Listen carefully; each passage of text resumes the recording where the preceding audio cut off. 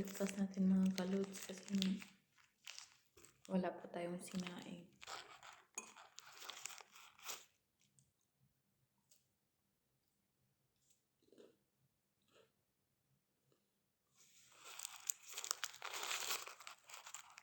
Alam mo mga kalods, nasad ako kasi nga sabi ng asawa ko daw sa Pinas mag-run out ng 3 months. Sobrang hirap doon. Tapos wala pa kaming solar. Sabi niya, mag-charge na lang daw sa doon sa auntie niya. April 10, wala na daw kuryente sa Pinas mga kalods. Diba ang hirap no? 3 months. Ang tagal nun 3 months. Tapos mawala lang sila ng kuryente doon. Tapos ang init pa rin paggabi. Kaya nga, mga clothes, uwi sana ako ng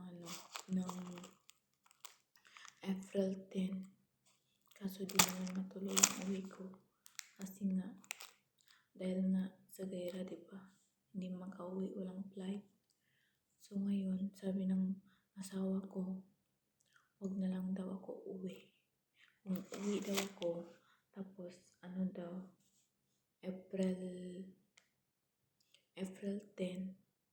April 10 walang kuryente doon. Sobrang hirap daw. At saka, hindi naman talaga matuloy yung uwi ko kasi nga about sa gera. At saka, walang mga kalods, walang airplane.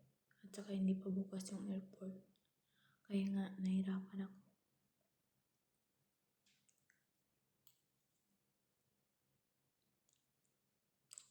Kaya nga naawa din ako sa asawa ko kasi nga wala siyang kuryente doon sa boarding house na yun.